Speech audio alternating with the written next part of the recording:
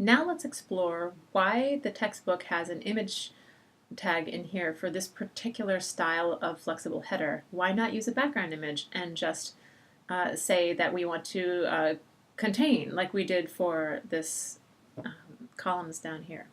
Let's quickly make that change and see what happens.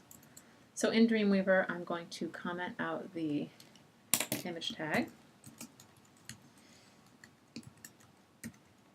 And add some styling for it instead. So we're in the header, so I'm going to add and .site header seems like a good thing to use, so I'll put the logo big in there. I'm going to copy this path because I know I'm going to need it. Okay, in the style file I'm going to add a rule for site header itself, just site header, plain site header. And in there I'll set the background, and I'll paste in the URL. I think actually the quotes are optional, and we'll set it to no repeat. And let's just take a look in the browser at what it would be like if that was all we had. Nothing. Why? Why not? Why nothing? Because everything else in the header has been hidden. There's some image replacement going on here with this display none. Here's the header up here. And the only thing inside it is site branding, and that has been hidden. So it thinks it's 0 by 0. And if I'm mousing around in here, you can see up here, up in the top, it says 988.19 by 0. It thinks it has 0 height. So we're going to have to set a height on this in order to hold it open. And in IntroWeb, you did this a bunch because usually the header was fixed, though, so you just looked at the dimensions of the header and you set the width and the height of the header accordingly. But here we want it to be flexible, so what do we do? Well, my idea was that we want to contain the header. So let me try that first of all. And then I'm just going to set a height on it for now and then talk about that. 100 pixels, just for starters. Okay, so we've set a height, we've got some background information on here, and then let's refresh. Okay, so here's my containment. It turns out that, so contain was a good thing to use here. What I would prefer to use up here is another background size attribute called cover. We are going to practice more about cover in the upcoming weeks, but just to say, while contain makes sure you can always see the whole image inside your view, cover makes sure that you're covering the whole entire thing. So let's see what that would look like if I make that switch. So again, this is outside of the scope of what the textbook is covering in this chapter, but I just want you to see what the difference between having an image tag in and having a background image is. So this is with cover.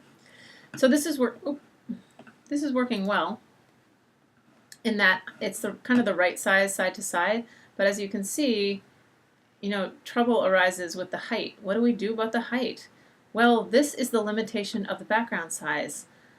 For height, if I can't put a percentage, it's using I can only put a percentage if my parent was set to a specific pixel height, because the browser is using the content to figure out what the height is. I can suggest to the browser that I have a minimum requirement, and this is usually how it's done, but it's never done with something like this where I have a single background image that needs to span the whole width of the screen because of this problem. Like, I can say, well, the minimum height to make this look good is like, let me see what the size of the thing is. It's 304 high for the small one. Okay, so say I'm using the small one. Okay, fine. Let's see what that would look like. So min height 304 px. That'll give me a little more real estate than 100 pixels. It should be an improvement. It is an improvement, and it looks pretty good at this size. Not bad, right? Let me try resizing. Well, it starts getting cut off. And then plus when I'm this small, it does resize, but because of the cover, it's not resizing, it's covering at this size. So I'm in a world of trouble. And this is the trouble with the header images. So the reason why, so two things to say, and then I will stop torturing you. Two things to say about this. Number one, I don't love having a logo as an image tag like here. I don't love this, having the image tag inside the header like this, but if you have this situation where you have a single header and you just need it to resize like that, then an image tag would be the best solution. More often what happens is you have a header area that has a minimum height on it and you have a picture as part of that area. Maybe it's like a logo or something. So you know what the minimum height requirement is to be able to show that logo. And then as you drag the page smaller and bigger, the logo doesn't resize, but the rest of the contents of the header resize. So we'll see examples of that when we get to the WordPress layouts. So this is just a quick video to show you some of the limitations of background images for this particular usage.